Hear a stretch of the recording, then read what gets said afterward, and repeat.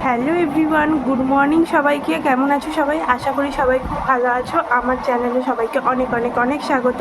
তো আজকের ভিডিওটা এখন থেকে স্টার্ট করছি। আজ হচ্ছে রবিবার, তো তোমাদের দাদাভাই এখন বাজার চলে গেছে আর আমি এখন চান টান সেরে নিয়েছি। নিয়ে এবার দেখো এদিকে বিছানার বেড কভারটা একটু চেঞ্জ করবো, এগুলো পুরো পরিষ্কার করব। তো চলো এগুলো সব কিছু করতে করতে তোমাদের সাথে দেখা হবে। তো তারপর আমি চলে এলাম বিছানা গোছাতে। দেখতেই পাচ্ছ এদিকে বিছানার বেড কভার, বালিশের কভারগুলো সব চেঞ্জ করে নিচ্ছিলাম।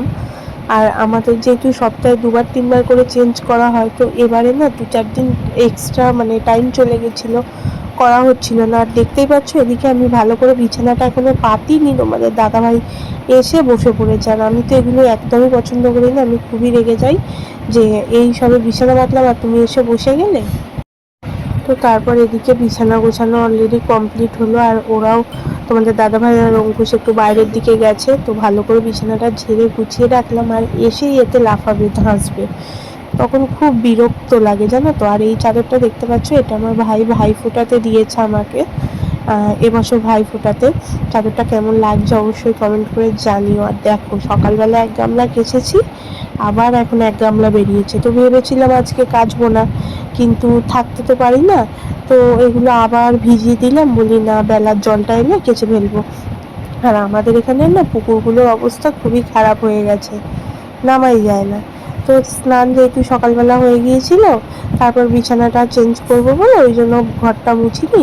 তো বিছানাটা চেঞ্জ করা হয়ে গেছে আর ঘরটা মুছতে বাকি আছে। তো এখন চুলটা ভালো করে আঁচড়ে নিলাম, শ্যাম্পু করেছিলাম আজকে, তো চুলটা আঁচড়ে ভালো করে চুলটা বেঁধে নিলাম, কারণ খোলা চুলে নাকি সিঁদুর পরতে নেই। তো তার জন্য চুলটা কোনো রকম বেঁধে সিঁদুরটা পরে নিয়ে এবার লেগে পড়েছি আবার জোর কদমে কাজে। দেখতেই পাচ্ছ এদিকে ঘরটা ভালো করে মুছে নিচ্ছি। ঘরটা না মোছা হলে তো আর রান্না বসাতে পারি না।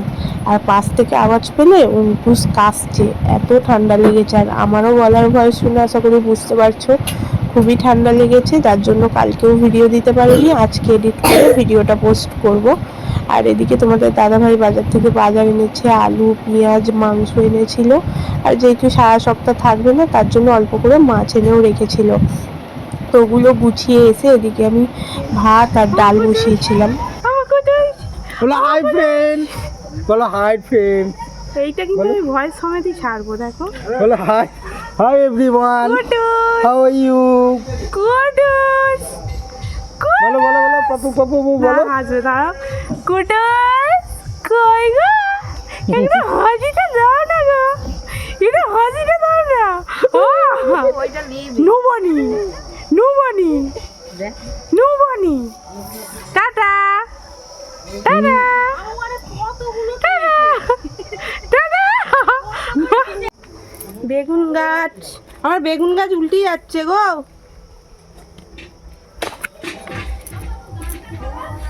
কি গান গো?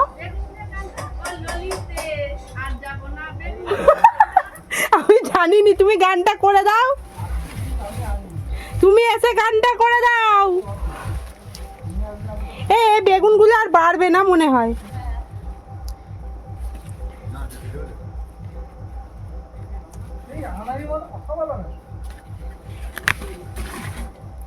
ফুল ধরেছে অনেকগুলো। তো দেখতে পেলে ওটা আমাদের বেগুন গাছ, আমি লাগিয়েছিলাম, তো ভালোই বেগুন হয়েছে। আর এদিকে এই মাছগুলো তোমাদের দাদাভাই এনেছিল আর চিকেন এনেছিল। আর মাছগুলো আজকে ফ্রিজে রেখে দেব, অন্য সময় হবে। তো এদিকে সবজি ফবজি কেটে আমি মশলা বাটতে চলে এলাম। মিক্সি তো আছে, কিন্তু মাংস করলে আমি বেশিরভাগ মানে যখন অল্প হয় তখন আমি শিলেই বেটে দিই, কারণ শিলে বাটা মশলার স্বাদই আলাদা, রান্নার স্বাদ কিন্তু অনেক মাত্রায় বাড়িয়ে দেয়। তো তার জন্য আমি শিলেই মশলা বাটি। দেখতে পেলে আদা রসুন বেটে এদিকে গরম মশলাটাও আমি বেটে নিচ্ছিলাম। বাটা গরম মশলা দিলে কিন্তু মাংস স্বাদটা খুব ভালো হয়।